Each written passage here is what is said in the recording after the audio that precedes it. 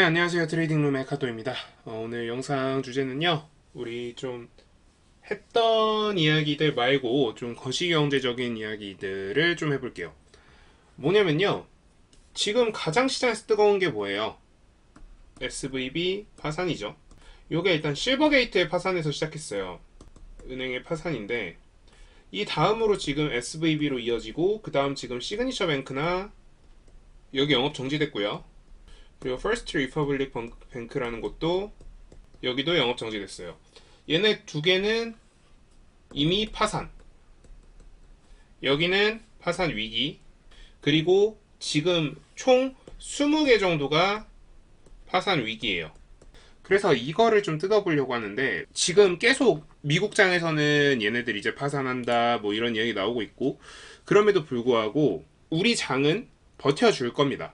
왜냐면 지금 그 사이에 호재들도 같이 딸려 나오고 있고요. 그래서 요 20곳들이 흔들린다고 해도 그럼에도 불구하고 SVB 같은 경우에는 중동자금이 산다는 이야기도 있고, 그리고 미국에서 구제금융은 안 하더라도 예금주들은 지켜주겠다, 그런 이야기까지 있어요. 그러다 보니까 이거 주가가 빠져봐야 한계가 있겠구나, 이런 생각이 드는 거죠. 그래서 주가가 이제 빠져봐야 한계가 있다, 여기까지가 지금 현재의 시장의 생각입니다. 그러다 보니까 이제 어떻게 되고 있냐면, 이제 우리 이걸 잘 생각해 봐야 돼요. 일단 1, 시장 유동성 위기는 계속 이슈가 될 가능성이 높아요. 실제로 시장의 유동성 이슈는 있어요. 시장이 지금 뭐 이렇게 주요 은행들이 망가지고 나면은 코인 쪽 시장을 비롯해서 테크 기업들이 망가지기 시작할 거예요. 근데 우리가 요거를 잘 생각해 봐야 되는데, 일단 과연 이 사태가 왜 일어나는지 한번 잘 생각해 볼게요. 일단 금리는 높아요. 그런 상태에서 더 높아질 가능성이 있어요. 이렇게 되면 은행은 빌려준 거에 대해서도 이자율이 높아지고, 그 그러니까 빌린 거라고 하면 예금이죠.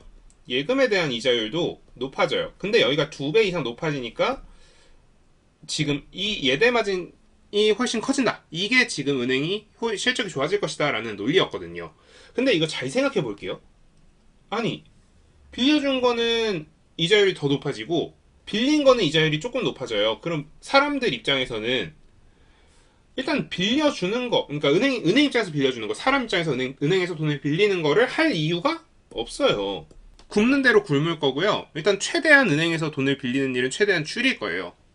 자, 근데 은행에다가 예금을 하는 건 어때요? 은행에다 예금을 하는 건 계속 늘릴 거란 말이죠.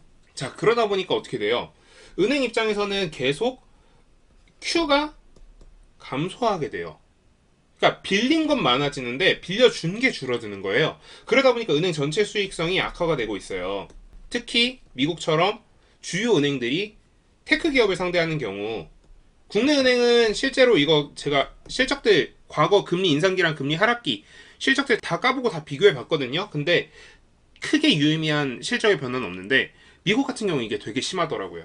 그래서 이런 상태에서 갑자기 여기서 이걸 여기 실적 나빠지는구나, 여기 수익성 나빠지는구나 라고 지켜보고 있던 누구? 공매도 세력. 은행 입장에서는 BIS라고 자기 자본 비율을 지켜야 되거든요. 이걸 지켜보고 있던 공매도 세력이 어떻게 해요? 야, 너네 주가 빠질 것 같은데, 너네 실적 안 좋아질 것 같은데?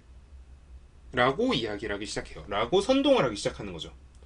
자, 그러니까 어떻게 돼요? 은행은 빌려준 거는 금리가 훨씬 올라가고, 빌린 거는 금리가 훨씬 늘어나는 속도가 느려요. 근데 전체 Q가 너무 차이가 커서 여기는 앞으로 어떻게 해야 돼요? 테크 기업에 빌려갈 애들이 빌려갈 생각을 안 하니까 투자를 늘려야 돼요. 왜?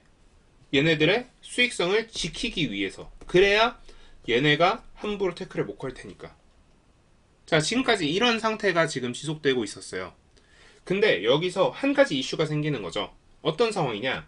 자, 일단 카도와 버블과 그리고 포모가 있습니다. 카도는 테크 기업의 수장이고요.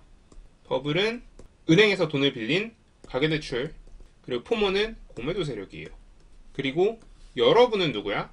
은행에 돈을 빌려준 예금주예요. 자, 근데 우리 이거 하나 또 잘 생각해 봐야 돼요. 얘네는 돈을 계속 예금을 받을 수밖에 없지만, 또 요거는 고객의 수요가 있어야만 은행에서 이제 돈을 빌려가거나 투자를 받겠죠. 자, 그런데 그럼에도 불구하고 예금주는 원하면 돈을 찾을 수 있지만 요 돈은 못 찾아요. 지금 이 상태에서 시작을 해보겠습니다. 자, 여러분들이 가만히 이걸 지켜보고 있어요. 가계대출 이자율 올라갔고 테크기업 수장 뭐 수익률은 그냥 그래요. 수익률은 그냥 그런데 이 경제 위기만 지나가면 얘네들은 성장을 할 게 분명합니다. 그런데 여러분들은 어때요? 그냥 은행에 예금을 예치해 놓고 있으면 돼요. 왜? 지금 이자율이 8%, 9%가 나오니까. 자, 그리고 여기서 이제 얌전히 이제 코인을 하고 있던 코인 회사 뭐 BC는 비트코인이에요. 이 은행의 자금을 담보로 잡아서 계속 올라가고 있어요. 우상향하고 있었어요. 자, 그런 상태에서 이 공매도 세력이 장난질을 치는 거예요. 야, 너네 대출 잘 나와? 야, 너네 투자 잘 받고 있어? 자, 우리 근데 이거 잘 생각해 봐야 돼요. 자, 은행 입장에서요. 지금 이자율이 올라갔다라는 거. 그러니까 전체 이자율이 상승했다라는 건 뭐냐면요. 동일한 신용도를 대비했을 때, 동일한 신용도를 기준으로 잡았을 때 은행 대출 한도가 예전보다 많이 줄어들었다는 뜻이에요. 자, 그러니까 얘는 어때요? 야, 나 대출 안 나오기 시작해. 왜? 이미 기대출이 있으니까. 그러니까 얘네들은 어때요? 야, 이거 위험한 거 아니야? 라고 이제 fear, uncertainty, doubt. 가짜뉴스? 이제 그 공포랑 불확실성이랑 의심 이렇게 세 가지를 이제 퍼뜨려요. 그러니까 얘네들 어때요? 야, 무서워. 이제 무서워. 일단 첫째예요. 자, 그 다음 어떻게 되고 있냐? 얘네한테 갑니다. 야, 너네 투자가 더 필요한 거 아니야? 선동을 하죠. 그러니까 얘네 뭐라 그래요? 야, 우리 투자 필요해. 근데 은행이 안 줘. 은행이 투자를 안 해줘. 그러니까 뭐라 그래요, 얘네들? 또 퍼드를 퍼뜨려요. 근데 은행 입장에서는 어때요? 얘네한테 이미 투자한 자금이 너무 많은 거예요. 그래서 추가 투자가 하기 어려운 건데 얘네들은 어때요? 야, 너네 돈 없어서 투자 안 하는 거 아니야? 근데 이 대출이랑 다른 건 뭐예요? 이 투자는 집행이 가능하긴 하다는 거죠. 그리고 얘네는 투자를 하긴 해야 돼요. 왜? 돈이 지금 너무 많아. 그래서 얘네가 투자를 합니다. 투자를 하고 하는 거예요. 근데 카도는 정상적인 사업자인데요. 여기 가만히 있던 CC가 있어요. 얘는 사기꾼 같은 투자자예요. 그러니까 돈이 일로 새어 들어가는 거예요. 자, 다시. 자, 일단 대출은 한도가 줄어들었으니까 대출금은 줄었어요. 그래서 투자를 늘려야 되는데 정상적인 투자자랑 비정상적인 투자자가 늘어났어요. 양쪽으로 다 늘어난 거예요. 그러니까 얘네들에 대한 위기가 생긴 거죠. 자, 그 상태에서 얘네는 뭐라 그래요? 야, 여기다 투자하면 어떡해? 얘네 사기꾼이잖아. 너네 정상적인 은행 맞아? 라는 이야기를 하기 시작합니다. 자, 그러니까 시장은 어때요? 야, 우리 큰일 났다. 쟤네 위험한가 보다. 쟤네 마탱이 가나 보다. 라고 생각을 하기 시작하죠. 그래서 결국 지금 어떻게 된 거냐? 예금주들이 야, 우리 돈 줘. 근데 여기는 계약 기간이 있죠? 여기도 투자 계약 기간이 있어요. 여기는 이미 돈 먹고 쬐어요. 그러니까 은행이 망가졌다. 라고 저는 보는 거예요. 그러니까 정상적으로 영업할 수 있는 은행인데 시장에 갑자기 이런 유동성의 위기들 이런 것들이 생기면서 원래 사실 아무리 건전한 은행도요.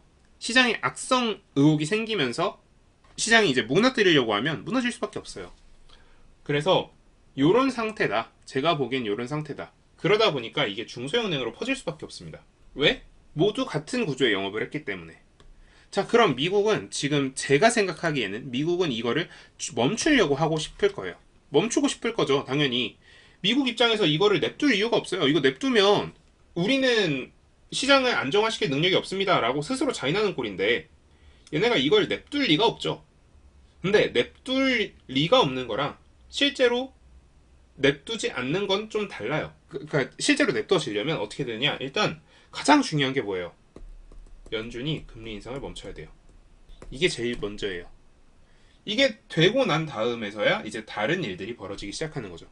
그래서 연준이 결국 금리를 인상을 멈추지 않을까? 그러니까 왜? 시장이 망가질 수 있으니까. 요게 지금 제 개인적인 아이디어인 거고요. 그리고 또 이렇게 생각해요. 앞에 말했던 카도나 C나 같은 테크 기업의 수장이었잖아요. 같은 류의 테크 기업의 수장이고 한 명은 사기꾼이고 한 명은 사기꾼이 아니에요. 근데 한 명은 사기꾼이고 한 명은 사기꾼이지 않음에도 불구하고 카도도 피해를 볼 수밖에 없어요. 왜? 같은 사업군에 있었기 때문에. 그래서 은행은 사업군을 개편하려고 할 거예요. 그래서 새로운 사업이 갑자기 튀어나올 가능성이 있어요. 새로운 사업군으로 튀어나올 수 있는 거, 뭐 바이오도 될 수 있고 모도 될 수 있고 뭐 이런 식으로 다양한 사업군들이 튀어나올 수 있죠. 그래서 여러분들은 지금 시장을 어떻게 보실지 모르겠지만 저는 지금 시장이 마냥 악재에 있지는 않다. 마냥 망가질 수 있는 위치에 있는 것은 아닌 것 같습니다.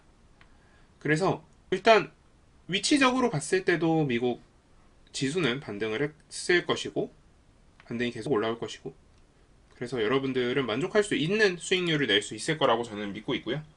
그래서 여러분들이 조금 시장에 대해서 너무 비관적으로 생각하시지 마시고 대신 앞으로 떠오를 만한 테크 기업들 제가 생각하기에는 미국 기준으로는 바이오 쪽이 될 것 같고 우리나라 기준으로는 2차 전지가 계속 전성기를 누릴 거라고 생각을 하고 있는데 실제로 어떤 애가 대장이 될지는 살펴봐야겠죠.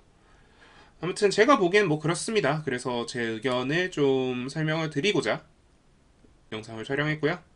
오늘 영상 도움되셨다면 구독, 좋아요, 알람 설정 부탁드리고 주변에 많이 퍼뜨려 주셨으면 감사하겠습니다. 네, 오늘 영상은 이 정도로 마무리하겠습니다.